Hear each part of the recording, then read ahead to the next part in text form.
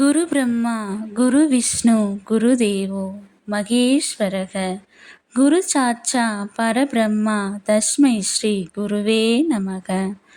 வணக்கம் நேயர்களே, நான் உங்கள் பரம்பரை ஜோதிடர் திருமதி பிரேமலதா தமிழ்மணி, சிவசக்தி ஜோதிட நிலையம், ஜேடர் பாளையம். உங்கள் அனைவருக்கும் எனது இனிய ஆங்கில புத்தாண்டு நல்வாழ்த்துக்கள். இன்று இந்த வீடியோவில் நாம் பிறக்கவிருக்கும் புது வருடம் 2025 மீனராசி அன்பர்களுக்கு எப்படி இருக்கும், யோகம் தரும் ஆண்டாக அமையுமா என்று தெளிவாக காண உள்ளோம். ஆகையால் வீடியோவை ஸ்கிப் செய்யாமல் கடைசி வரை பார்க்கவும்.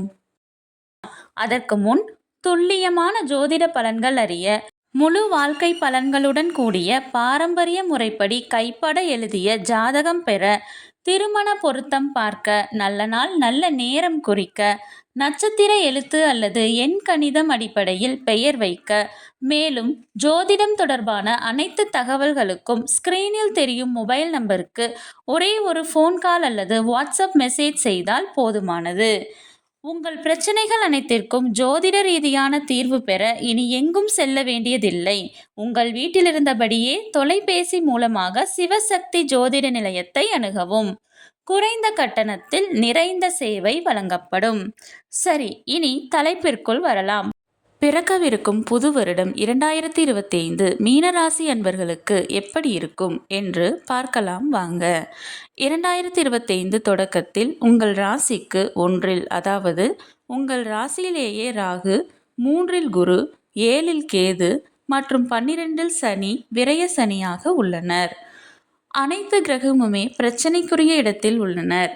சனி பகவான் விரய சனியாக உள்ளதால் பல வீண் விரயங்கள் ஏற்படும், திடீர் செலவுகள் ஏற்படும், மருத்துவ செலவுகள் ஏற்படும். ஆகையால் உடல் நலத்தில் கவனம் தேவை.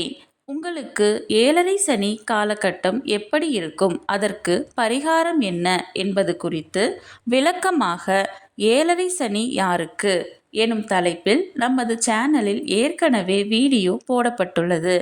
ஆகையால் அதையும் பார்த்து பயன்பெறவும். சனி பகவான் 29/3/2025 அன்று உங்கள் ராசிக்கு பெயர்ச்சியாகி ஜென்ம சனியாக அமர உள்ளார். அதிலும் 29/3/2025 முதல் 19/5/2025 வரை சுமார் 50 நாட்கள் உங்கள் ராசியில் சனியும் ராகுவும் இணைந்து இருப்பர்.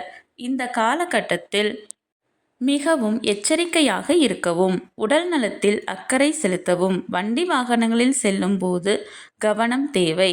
உங்கள் குலதெய்வத்தை தொடர்ந்து வணங்கி வரவும். 2025 ஜென்ம சனி நடைபெறுவதால் புதிதாக எதுவும் தொடங்க வேண்டாம். திருமண வயதில் இருப்போர் ஜென்ம சனி முடிந்து பாத சனி காலகட்டத்தில் திருமணம் செய்து கொள்வது நல்லது. எனினும் ஜென்ம சனியிலேயே செய்ய வேண்டியது இருந்தால் ஒரு முறைக்கு பல முறை நன்கு ஆலோசித்து செய்யவும். மே மாதம் 14ஆம் தேதி குரு பகவான் உங்கள் ராசிக்கு 3 இருந்து 4ஆம் இடத்திற்கு பெயர்ச்சியாகிறார். 20/5/2025 அன்று ராகு உங்கள் ராசிக்கு 12ற்கும், கேது உங்கள் ராசிக்கு 6ற்கும் பெயர்ச்சியாகிறார்கள். ராகு கேது 6/12க்கு பெயர்ச்சியாவது சிறப்பே. எனினும் ஜென்மசனி காலகட்டம் ஆகையால் நிச்சயம் தொல்லைகள் இருக்கும். உடல்நலக் குறைவு, இளைய சகோதரர் வழியில் தொல்லை, எடுக்கும் காரியம் அனைத்திலும் தோல்வி, மனக்கவலை, எதிர்காலத்தை எண்ணிய பயம், தொழிலில் நஷ்டம், பணவரவில் தொல்லை ஆகியன ஏற்படும்.